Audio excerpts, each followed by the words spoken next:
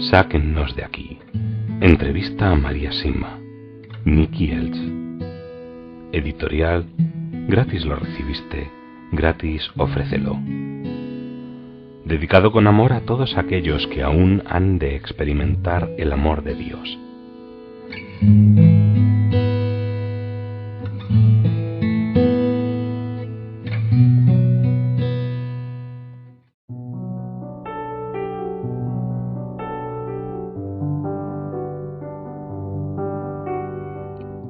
Es posible que en pueblos donde se reza mucho y se celebran muchas misas por las almas del purgatorio, se congreguen más que en los que hay menos oración.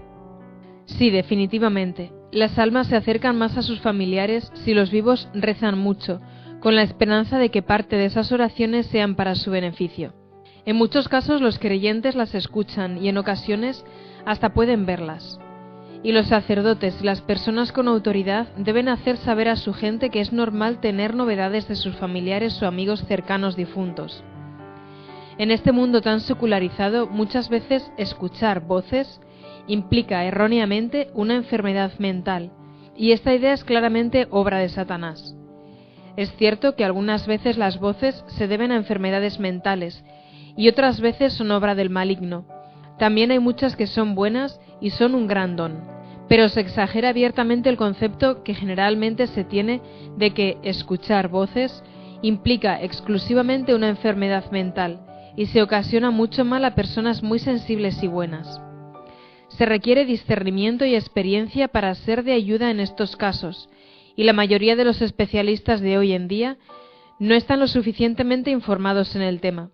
Son estos especialistas quienes deberían ir a misa y rezar mucho para aprender más de los asuntos que son obra de Dios.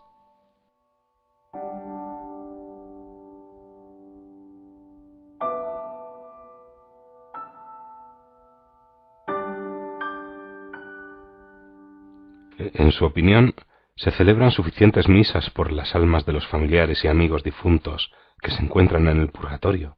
No, en absoluto, y una parte importante de mi apostolado es rezar y animar para que lo hagan con mayor frecuencia. Deberíamos asistir y celebrar muchas más misas por ellos. Deberíamos hacerlo periódicamente, el día de su cumpleaños, el día de su nombre, en su aniversario de boda y en el aniversario de su muerte.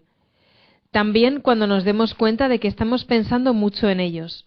Siempre hay una razón para que esto sea así, y deberíamos hacer algo al respecto inmediatamente. Debemos hacer todo lo que podamos, y ofrecerles una misa es el mayor obsequio que podemos darles. ¿A qué se refiere por Día del Nombre? Oh, sí, perdón. Algunas personas lo llaman el Día de su Santo. En su caso sería el 6 de diciembre, la fiesta de San Nicolás.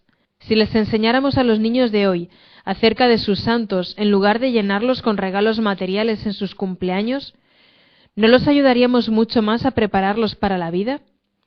Festejar los cumpleaños es importante, pero deberíamos poner el énfasis en que los hijos son un regalo de Dios y no en los regalos materiales. El Día del Santo también les ayudaría y les podría mostrar un grandioso modelo al que seguir. Deberíamos comentarles que este regalo viene de Jesús y de María, y también de su santo, que los protege de forma especial. No se trata solo de bellas palabras, es la verdad. Al comentarles todo esto, los niños se volverán más curiosos y más ansiosos por aprender. Entonces, ¿quiere decir que dar un nombre cristiano a un niño le ayuda y no dárselo puede herirlo, o mejor dicho, debilitarlo a lo largo de su vida? Sí, eso es verdad en cierta manera. El santo por el que le damos el nombre al niño lo cuidará automáticamente, con mucho amor y con fuerza. Esta protección se pierde si al niño se le da el nombre, el que sea, Azucena, por ejemplo. Pero, por supuesto, el amor de Dios no disminuye por este motivo, aunque el niño tendrá menos intercesores, y hoy en día deberíamos intentar buscarle la mayor cantidad de intercesores posibles.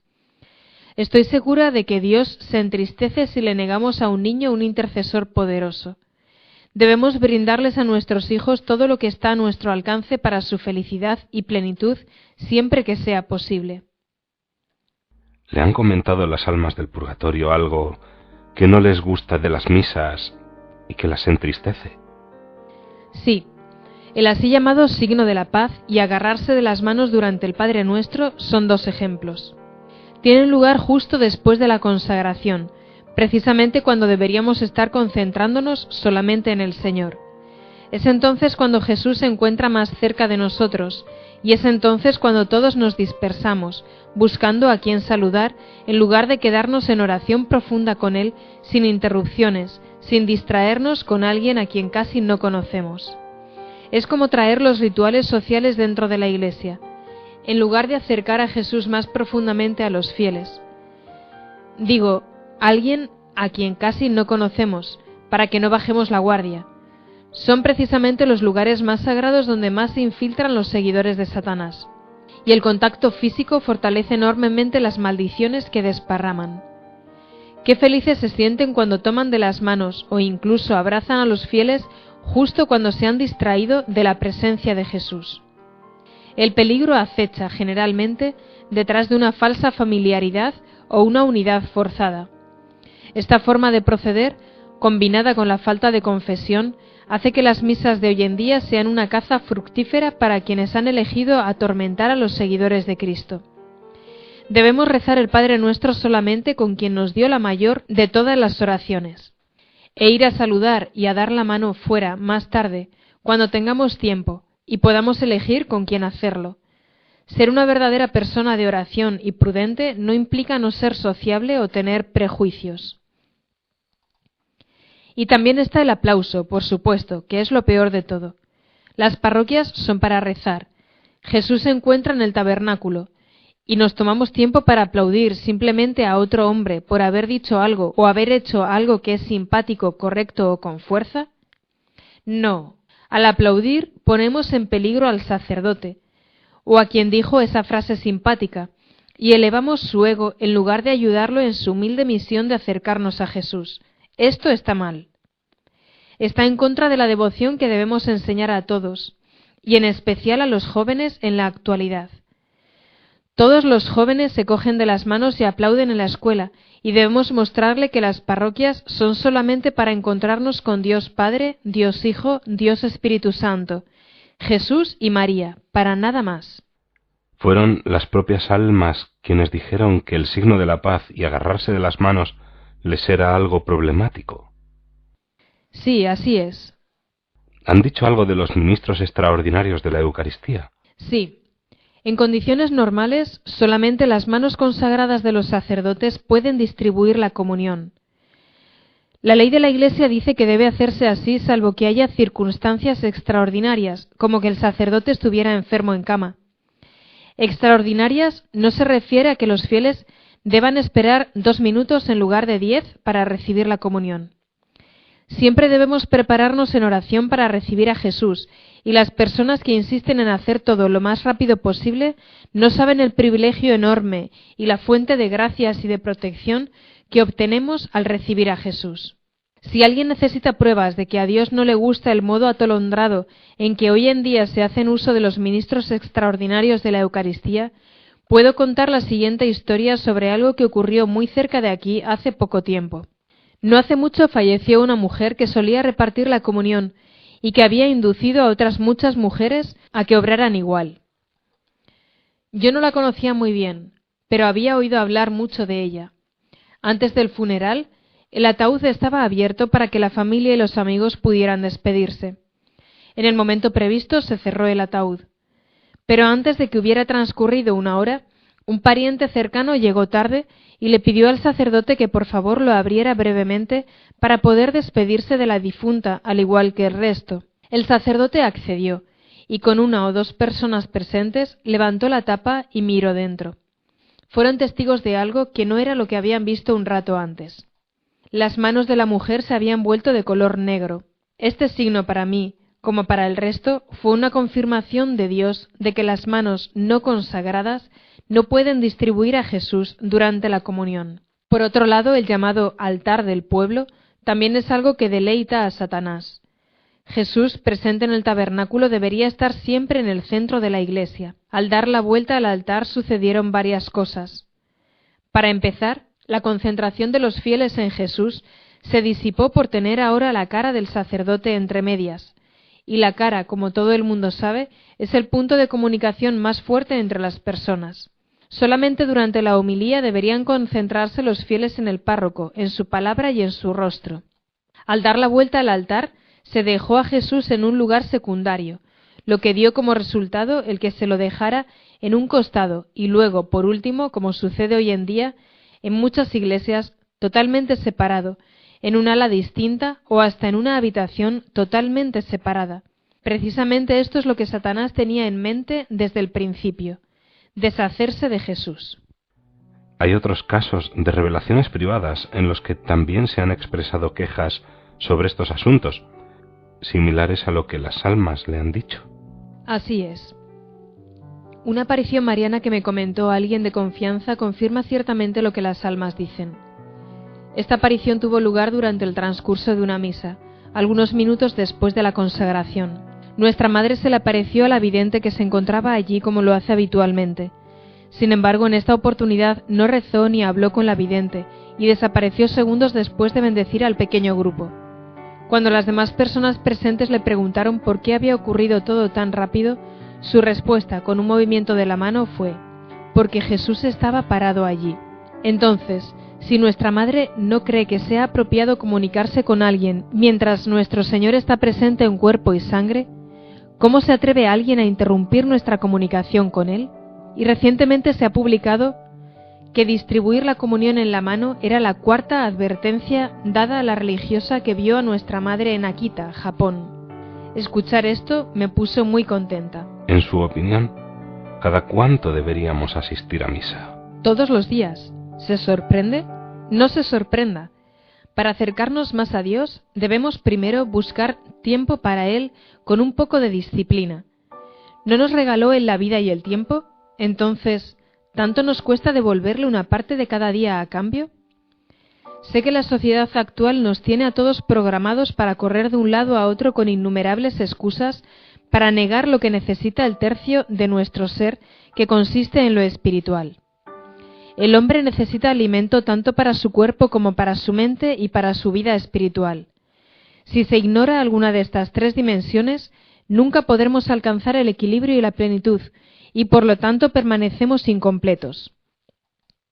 Dios nunca quiere que alguien se retrase. Le aseguro de corazón que una vez que le damos este tiempo a Jesús, nos sorprenderemos pronto de poder haber vivido antes de otra forma. Dios nos trae tanta paz, tanta fuerza y felicidad. Jesús no es una más de las ayudas psicológicas, es Dios, y por lo tanto nuestro verdadero y único mejor amigo. Al mencionar la misa diaria, me recuerda a una señora del purgatorio que se me apareció. Cuando le hice la pregunta acostumbrada, respondió: vaya y dígale a mis hijos que seré liberada cuando ellos ofrezcan 75 misas de diario por mí. Me encuentro en el purgatorio porque no les enseñé el valor de la misa de diario. Entonces me comuniqué con esta familia y les dije lo que su madre me había dicho. No era una familia pobre, y uno de los hijos comentó: bien, pediremos que se celebren 75 misas y ya está. No, les dije firmemente, eso no sirve, porque la razón por la que todavía está en el purgatorio es por no haberos enseñado el valor de asistir a misa los días laborables. Debéis asistir todos juntos a 75 misas y llevar a vuestra madre en el corazón como única intención. Eso es lo que quiere de vosotros. Después de vaguear un poco, aceptaron. Verá, Dios tenía un plan aún más grande para ellos. Desde que les di esta noticia puedo decir con seguridad que han continuado asistiendo a misa casi diariamente, y de esta forma lo que recibieron fue 10 veces más que simplemente saber que su madre se encontraba en el cielo. Quizás hasta ahorraron dinero. Entonces es importante un equilibrio cuidadoso de nuestras tres dimensiones para alcanzar la plenitud en esta vida. Sí, así es. Si la sociedad nos dice que el espíritu ya no es necesario en este mundo gobernado por la ciencia y la psicología, es algo que se contradice directamente con los hechos. ¿Por qué cientos de personas vuelan a la India a sentarse y cantar salmos en la orilla de Ganges? ¿Y por qué las sectas y las sociedades secretas tienen sus salones colmados de personas en cada ciudad? Debemos ocuparnos del lado espiritual de las personas con alimento y con bebida de la misma forma que también debemos ocuparnos de las otras dos facetas de las que estamos constituidos. En la actualidad hay mucha ignorancia y confusión cuando el mundo tan secularizado se encuentra con personas que tienen dones espirituales. No hay problema en aceptar a las personas físicamente dotadas, y de hecho se las llena de dinero y se las entroniza, especialmente a los ojos de los jóvenes. Luego están las personas mentalmente superdotadas, que usan sus dotes en favor de las masas, y cuando aparece una persona espiritualmente dotada, el mundo se confunde muy fácilmente, porque en este caso se necesita aún más discernimiento y amor para saber si proviene o no de Dios.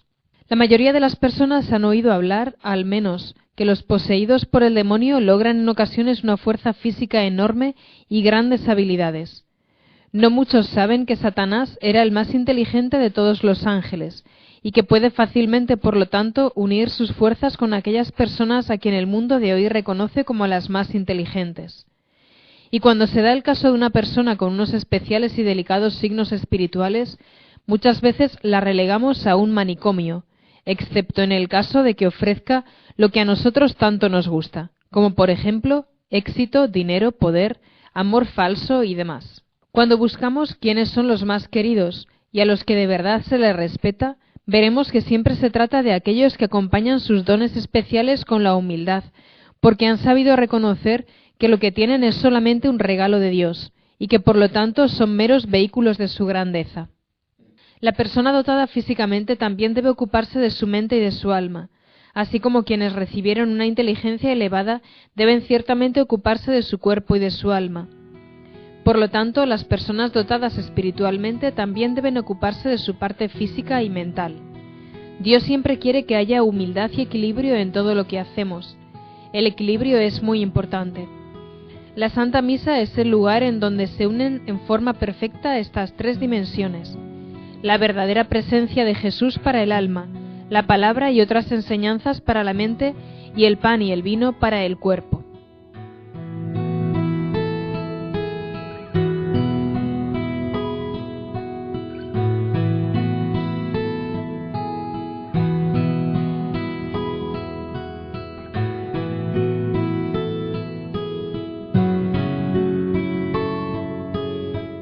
¿Qué ocurre o cómo nos debilitamos cuando no hacemos caso de nuestra faceta espiritual? Si esa faceta tan importante permanece inactiva, buscaremos inconscientemente un sustituto, un sostén donde apoyarnos para compensar esa ausencia. Así muchas veces se cae fácilmente en las drogas, en el alcohol, en el sexo, en una total dependencia por conseguir dinero, poder o estatus social, o en huir a alguna secta que prometa paz y plenitud, donde no se avisa de que quienes lideran la secta están en comunión con espíritus malignos. María, y la misa es lo que mejor llena esta necesidad, más que cualquier otra cosa. Sin duda, la misa es la forma más poderosa que tenemos de alcanzar a Dios, es la oración más poderosa que nos ha dado Dios. Su amor por nosotros, todo su sacrificio por nosotros, se hace vivo a través de la misa en formas que no podemos imaginar.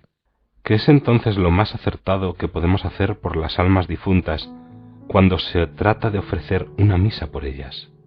Lo más rápido y lo más cómodo y menos cariñoso es contentarnos con un pequeño ofrecimiento y que el sacerdote lo anote en su libro de intenciones. Es mucho mejor, y hay pruebas que evidencian que se dan más purificaciones y liberaciones cuando un familiar o un amigo cercano acude como penitente a asistir a la misa por el difunto.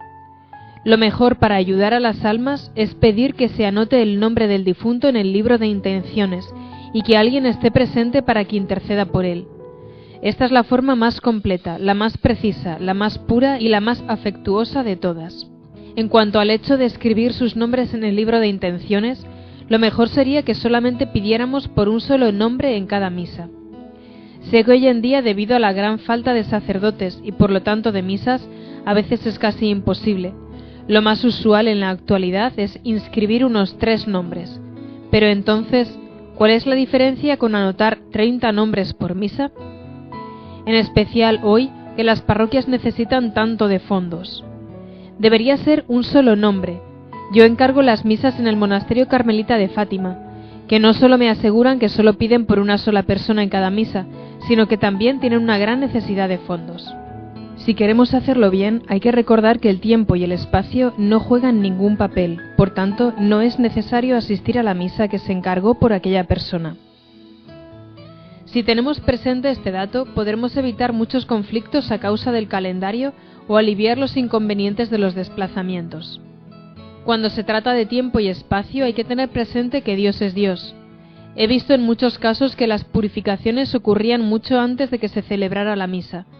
Con esto no solo me refiero a liberaciones de almas del purgatorio al cielo, sino también a cargas entre las personas vivas que desaparecían cuando quedó acordada la necesidad de la misa. Dios en esos casos sabe que la intención es buena y que se hará después, y Él nunca quiere hacer sufrir a alguien un minuto más de lo necesario. ¿Puede contarme de algún incidente en donde un alma le haya manifestado claramente que asistir a misas extras por ellas es necesario y bueno? Sí, conocí a una muchacha joven que deseaba hacer más por las almas, y cuando le preguntó a su madre qué podría hacer, ésta le sugirió que asistiera a 2 misas los domingos en lugar de una. Así lo hizo durante un tiempo, pero poco después el párroco notó que estaba asistiendo a 2 misas los domingos y le preguntó por qué lo hacía. La joven contestó que lo hacía por las almas. El párroco no entendió la respuesta y hasta le dijo que la segunda misa no era válida y que estaba perdiendo el tiempo. Descorazonada y sorprendida, la muchacha dejó de hacer lo que había empezado. Luego, al poco tiempo, murió el párroco y se le apareció a esta muchacha desde el purgatorio y le dijo que no sería liberado hasta que ella asistiera a todas las misas que él le había impedido por haberla aconsejado tan mal. Habrá muchas personas que se lamentarán mucho en un futuro por haber dado consejos de este tipo, tan comunes hoy en día. Hace poco mencionó el mundo de la ciencia. ¿Le han dicho algo las benditas ánimas del purgatorio que, por así decirlo, corrija algo que los científicos de hoy en día sostienen como verdadero? En este momento solo puedo pensar en un caso. Se trataba de alguien que preguntaba sobre el lugar en que vivió Eva y los años transcurridos desde entonces. Algunos científicos de Estados Unidos y de otros países creen, sobre la base de unos estudios muy sofisticados, que vivió hace 250.000 años en el norte de África o en Asia Menor. Le pregunté a las almas si esa respuesta se aproximaba a la verdad.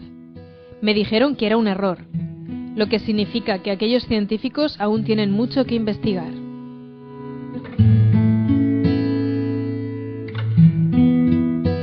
Sáquennos de aquí. Entrevista a María Sima. Nicky Elch. Editorial. Gratis lo recibiste, gratis ofrécelo.